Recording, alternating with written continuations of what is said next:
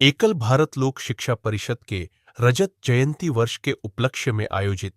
एकल श्री राम कथा 2025 के संदर्भ में बड़े हर्ष का विषय है कि भारत लोक शिक्षा परिषद द्वारा शिक्षित, स्वस्थ एवं स्वावलंबी राष्ट्र निर्माण के गौरवशाली 25 वर्ष पूर्ण होने के उपलक्ष्य में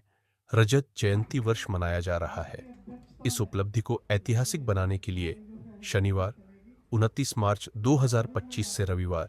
6 अप्रैल तक मनाया जा रहा है। 2025 तक प्रतिदिन सायं 4 बजे से 7:30 तक एकल श्री राम कथा का आयोजन कथाव्यास परम पूज्य भाई श्री रमेश भाई ओझा जी के मुखारविंद से Punjabi Bagh stadium, Janmashtami park, ring road, नई दिल्ली 11,026 में किया जा रहा है। आभार व्यक्त करता हूँ कि आपने बड़ी संख्या में यहाँ पर आकर हमारे इस गांव के कल्याणकारी काम जो हमारी भारत लोक शिक्षा परिषद कर रही है, उसमें आपने आने के बाद हमको ये पूरा तरह सहयोग दिया है। तो इसके लिए आप सब लोग बधाई के पात्र हैं, क्योंकि कोई भी सामाजिक काम हम लोगों के द्वारा जो भी किया जाता है और देश के अंदर किया जाता है, जब तक उसका प्रचार प्रसार ढंग से नहीं होता है, तब तक वो संस्था आगे बढ़ पाने में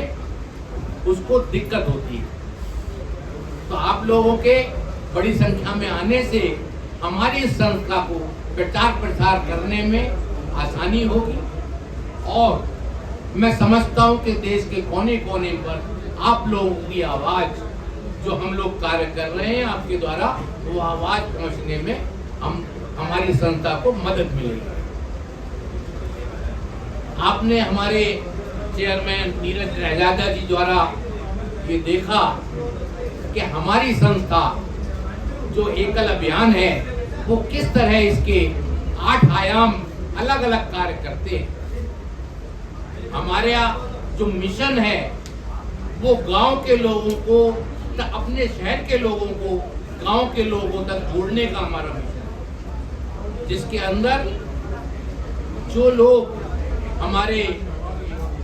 गांव के और जो हमारे जो दूर दराज के जो क्षेत्र हैं, जहां पर सरकारी स्कूल भी नहीं पहुंच पाए थे, क्योंकि ये मिशन हमारा आज का मिशन नहीं है, ये मिशन लगभग 40 साल से हम लोगों का चल रहा है, जिसके अंदर चूंकि जब हमारे जो दिखाया गया था चितलांगिया जी ने, मदन लाल अग्रवाल जी ने, जब वो झारखंड के अंदर गए थे तो उन्होंने देखा कि गांव के अंदर एक झोंपड़ी के अंदर जो लोग रहते हैं उनके पास कपड़ा ढकने के लिए भी पैसा नहीं है, तन ढकने के लिए भी वस्त्र नहीं है। तो ये देखकर बड़ा दुख हुआ था और तब से ये शुरुआत 40 साल पहले ये रखी गई कि यहाँ पर शिक्षा का प्रचार प्रसार किया जाए। उस शिक्षा के अंदर हमारी संस्कार भी हम लोग इसके अंदर देते हैं, ताकि जो शिक्षा हो वो संस्कारित हो। क्योंकि हम लोगों को ज्यादातर पुराने जमाने में भी हम लोगों की कुछ आदतें गलत पड़ चुकी थी, जिसको संभालने का काम भी हमारे समाज द्वारा किया जाना है। जैसे गांव के बच्चे, गांव के जो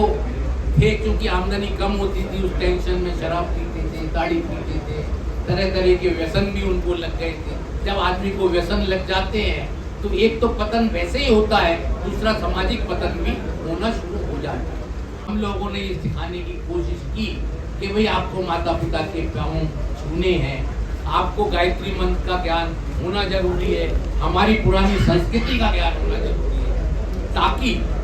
जो बच्चों को शिक्षा मिले, छोटी उम्र में जो बच्चों को बताया जाता है उसका बहुत बड़ा असर हुआ करता है, क्योंकि वो चीजें हमेशा याद रहा करती है बच्चों की। तो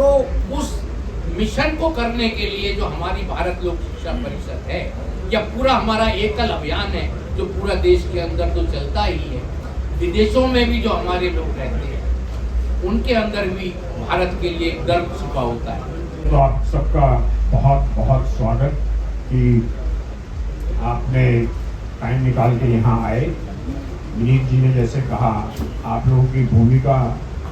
आजकल के प्रदेश में बहुत ज़्यादा इम्पोर्टेंट है। मीडिया की, सोशल मीडिया की, प्रिंट मीडिया की, इलेक्ट्रॉनिक मीडिया की,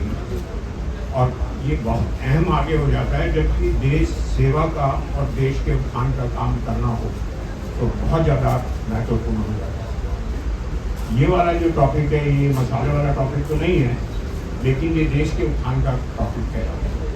जो एकल अभियान भारत लोक शिक्षा परिषद सत्ताई कर रहे हैं, भारत लोक शिक्षा परिषद का अभी जैसे आप लोगों को पता है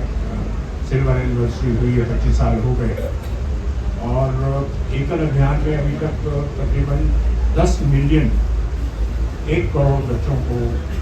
सहयोग हो गया, उनको पढ़ाने में संस्कारित शिक्षा। इसी शिक्षा के बारे में जो भी डिस्कशन हो रहा है, शिक्षा तो बहुत लोग देते हैं, बहुत संस्थाएं हैं, लेकिन और उससे बहुत लोग आगे बढ़े भी हैं, इतनी समाज की तरक्की हुई है, दुनिया की तरक्की हुई है, लेकिन संस्कारित शिक्षा जो है वो सबसे ज़्यादा इम्पोर्टेंट है। एकल राम कथा में जो इसलिए है कि चूंकि हमारा काम ग्रामीण और वनवासी क्षेत्रों में, वनवासी क्षेत्रों में क्योंकि हमेशा जो राम कथा का आयोजन, जैसे हमारे ने बताया कि राम कथा क्योंकि राम जी से जुड़ी हुई है और वो भगवान राम तभी बने जब वो वन को गए, तो हमारा एकल अभियान के अंदर भी जो हमारे नगर संगठन के लोग हैं वो हर महीने वन यात्रा करते हैं। हम लोग जो भी दान देते हैं, डोनेशन देते हैं गांव के लिए, वो वन यात्रा करते हैं। वन यात्रा हमारे यहाँ कंपलसरी है कि जाके देखिए, उनकी क्वालिटी को देखिए, ताकि जो हमारे गांव है वो एक अच्छे शिक्षित बन सके, संस्कार युक्त बन सके। तो ये वन यात्रा भी हमारे यहाँ जरूरी होती है। तो क्योंकि भगवान राम इन वनों से जुड़े हुए थे, वो 14 साल जो उन्हें वनवास हुआ था, तो इसी तरह हमारे जितने भी लोग हैं वो सब उनके मन में पीड़ा है कि हम वनवासी क्षेत्रों में जाकर उनका अगर स्तर को सुधार पाएं तो ये हमारे लिए एक बहुत बड़ी बात होगी। क्योंकि हमारा अध्यात्म कहता है कि भगवान विष्णु के जो भी अवतार हुए हैं उनके अंदर हर जो अंश है हमारे में, आपके में, सब एक एक जन जन में, गरीब के अंदर जो है भगवान का अंश मौजूद है। अगर हम उस गरीब की सेवा करते हैं, उस गांव वाले वनवासियों की सेवा करते हैं, इसका मतलब ये है हम ईश्वर की सेवा कर रहे हैं। इसी को आधार मानते हुए हम बजाय कि ईश्वर की डायरेक्ट पूजा करें, हम लोगों का ये बनता है कि हम गरीब लोगों के इस अभियान के द्वारा ये हम ये समझ के चलते हैं कि ये पूजा हो रही है, ईश्वर की पूजा हो रही है, क्योंकि जन जन के अंदर ईश्वर का वास है। तो इसलिए हम लोग जो है इस अभियान से जुड़े हैं और इसके लिए आगे कार्य कर रहे हैं। जो क्वेश्चन है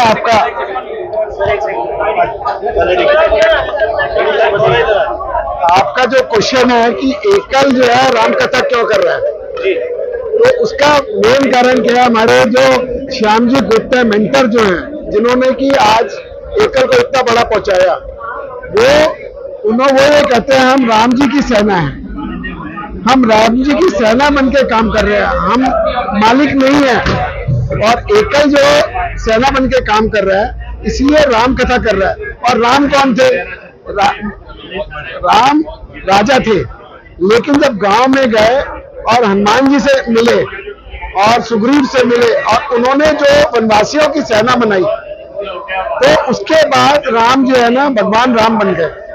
इसी तरीके से जो नगर संगठन के लोग हैं वो जब गांव में जाते हैं, वन यात्रा करते हैं और वन से जुड़ते हैं, एकल विद्यालय चलाते हैं, तो गांव से जुड़ जाते हैं, तो राम जी की सेना के भागीदार बन जाते हैं। तो एकल के जो सेनानी है, चाहे वो नगर संगठन के हैं या ग्राम संगठन के हैं, वो लोग राम जी की सेना है और राम जी हमारे आदर्श है और हनुमान जी हमारे आदर्श है। उसके कारण से एकल जो है राम जी को और हनुमान जी को बहुत मानता है और इसीलिए ये धार्मिक कार्य के साथ साथ राष्ट्र निर्माण का कार्य भी है, शिक्षा का कार्य भी है और सबसे बड़ा बात यह है कि संस्कार का कार्य है। संस्कार से हम संस्कारित कर रहे हैं लोग।